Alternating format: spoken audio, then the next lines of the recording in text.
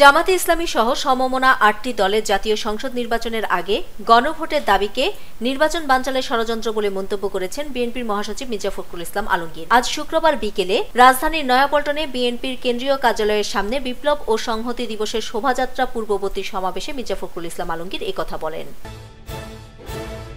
বিএনপির স্থায়ী কমিটির সদস্য আমির খসরু মাহমুদ চৌধুরী বলেছেন, যারা নির্বাচনের বিরোধী তারা কি চট্টগ্রামে সন্ত্রাসী হামলা ঘটিয়েছে এবং সন্ত্রাসীদের সহযোগিতা করছে কিনা এই প্রশ্ন উড়িয়ে দেওয়া যায় না। আজ শুক্রবার সকালে চট্টগ্রামের এভারকেয়ার হাসপাতালে গুলিবিদ্ধ বিএনপি প্রার্থী চট্টগ্রাম ৮-এর এরশাদ উল্লাহকে দেখতে গিয়ে তিনি এই মন্তব্য করেন। জুলাই সনদ বাস্তবায়নের গণভোট সংসদ নির্বাচনের আগে না হলে রাজপথে নামার হুঁশিয়ারি দিয়েছেন বাংলাদেশ জামাতে ইসলামীর নায়েবে আমির সৈয়দ আব্দুল্লাহ মোহাম্মদ তাহের। তিনি বলেছেন, সময়ক্ষেপণ করে লাভ নাই, গণভোট জাতীয় নির্বাচনের আগেই হতে হবে। যতই চালাকি করে সময় নষ্ট করা হোক না কেন, আগে গণভোট, তারপর জাতীয় নির্বাচন হতে হবে।